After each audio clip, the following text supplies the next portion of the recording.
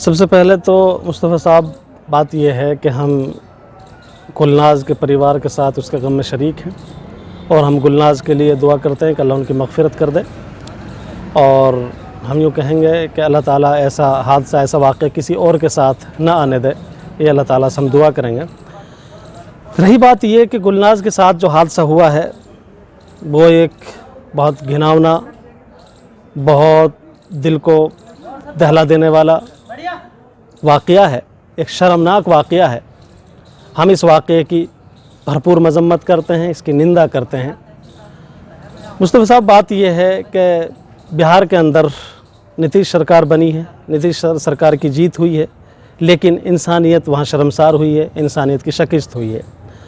और अफसोस की बात यह है कि जिस वक्त गुलनाज के साथ ये वाक़या, ये हादसा पेश आया था, 30 अक्टूबर को जब ये वाक़या पेश आया, उस वक्त बिहार में चुनाव प्रचार चल रहा है। तो वहाँ के प्रशासन ने इस वाक़ये को इसलिए दबा दिया, इसलिए छुपाने की इसकी कोशिश की कि कहीं नीतीश सरकार के लिए कोई आड़ ना बन जाए, कोई अड़चन ना बन जाए, कोई दिक्कत ना खड़ी होने पाए। तो ये अफसोस की बात ये है कि ऐसा एक किसी के साथ अत्याचार हो रहा है, किसी के साथ जुल्म हो रहा है और उस जुल्म को एक सरकार बचाने के लिए दबा दिया जाए, मजलूमा की आवाज़ को दबा दिया जाए।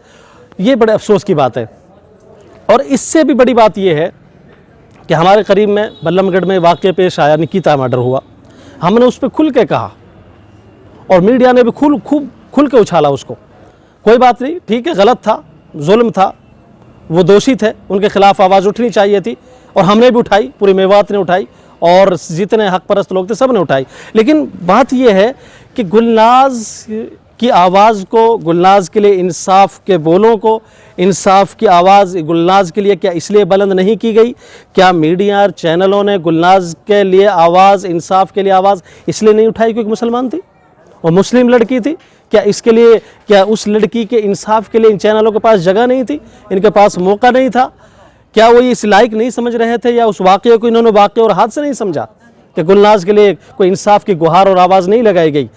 अफसोस की बात यह है कि गुलनाज एक 20 साल की लड़की है, बग़ैर बाप की है, बाप का साया सर पर नहीं है, कमज़ोर है, बेसहारा है। माँ दूसरे के घरों में मजदूरी करके कमा रही है, पेट पाल रही है, बच्ची जवान है।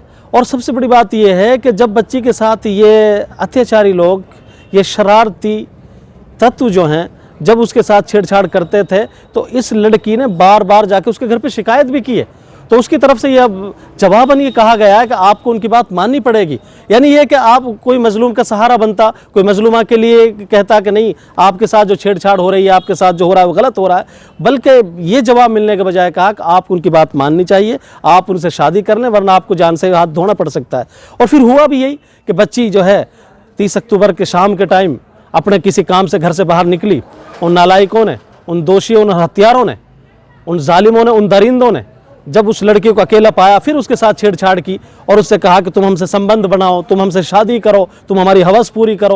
वो लड़की जब इसका इनकार करती है, वो गुहार लगाती है कि मैं ये काम नहीं कर सकती, मेरा और आपका रिश्ता नहीं हो सकता, मैं एक दूसरे मज़हब की हूँ, आप दूसरे मज़हब के हैं, ताल्लुक़ कायम नहीं हो सकता किसी भी हाल में। तो वो लड़की जब इनकार करती है तो उस इनकार की सज़ा ये है कि केरोसिन डालकर उसको आग लगा दी जाती है, उसे ज़िंदा जला दिया जाता है और वो 15 दिन मौत और ज़िंदगी की कश्मकश में रहकर आखिरकार ज़िंदगी की जंग वो हार जाती है। लेकिन बात यह है कि वो तो ज़िंदगी की जंग हार गई। ये समाज, ये हिंदुस्तान में इस तरीके के शर्मनाक वाक़यात जो होते रहते हैं, समाज में ऐसे हादसा जो पैदा होते रहते हैं, हम समाज से ये कहेंगे कि ऐसे दरिंदों को जब तक सलाखों के पीछे न पहुंचा दिया जाए, ऐसे दरिंदों को जब तक फांसी के फंदों पर न लटकवा दिया जाए, जब तक खामोश नहीं होना चाहिए। प्रशासन पर दबाव बनाया जाए, सरकारों पर दबाव बनाया जाए। और सरकारें भी तो हमारी हैं, उन्हें भी सोचना चाहिए कि सरज़मीन हिंदुस्तान पर ऐसे वाक़यात क्यों रूनुमा होते रहते हैं, इनके लिए सख्त से सख्त सज़ाएँ क्यों नहीं दी जाती, ताकि आइंदा किसी बच्ची, किसी मासूमा, किसी मजलूमा को इस तरीके से दरिंदगी का शिकार ना होना पड़े। बच्चियाँ अपनी इज़्ज़तें छुपाती फिर रही हैं, अपनी इस्मतें छुपाती फिर रही हैं और उनके लिए जो उनके लिए तहफ़्फ़ुज़ नहीं हो रहा, उनकी हिफाजत नहीं हो पा रही है। इसलिए हम जो कहेंगे कि भाई मीडिया का भी हक़ बनता है कि वो इसके लिए ऐसी आवाज़ उठाए जैसे निकिता के लिए उठाई, जैसे मनीषा के लिए उठाई। मनीषा के लिए आवाज़ उठी, हमने भी उठाई, सब ने, समाज ने, सब ने मिलकर उठाई, तो वो इंसाफ के कगार पर वो मामला पहुँचा। उसके लिए उसको बड़ा हाईलाइट हुआ वो मामला, और उससे लगा कि हाँ इंसाफ मिलेगा मनीषा को। तो यही हक बनता है गुलनाज का भी कि गुलनाज भी एक पीड़िता है, गुलनाज भी एक मजलूमा है, गुलनाज भी एक शिकार हुई है दरिंदों की दरिंदगी की, इसलिए उसके लिए भी आवाज़ उठानी चाहिए। और ये दोहरा रवैया नहीं इख्तियार करना चाहिए कि जब तो आसमान सर पर उठा लिया कि अगर मनीषा के साथ या निकिता के साथ होता है, अगर किसी गुलनाज के साथ होता है, अगर किसी आसिफा के साथ होता है, तो वो भी इसी देश की बेटियां हैं, वो भी इसी ज़मीन की बच्चियां हैं, उनकी भी इज्जतें हैं, वो भी किसी माँ बाप की जिगर की टुकड़ी हैं। तो इसलिए जो है हम आवाज़ उठाएंगे और जो है हम ये अपील करेंगे बिहार सरकार से कि जल्द से जल्द, जितना जल्दी हो सके, उन दरिंदों को गिरफ्त में लिया जाए और उन दरिंदों को वो सज़ा दी जाए जो एक इबरतनाक सज़ा हो, जो उसका हक बनता है। और हक यही है कि उनके लिए सिवाय फांसी के और कोई सज़ा होनी भी नहीं चाहिए, ताकि इबरतनाक एक मकाम इबरत एक मिल सके उन दरिंदों के लिए, उन शरारती तत्वों के लिए जो इस सरज़मीन पर ऐसे वाक़यात और ऐसे हादसात पैदा करते रहते हैं।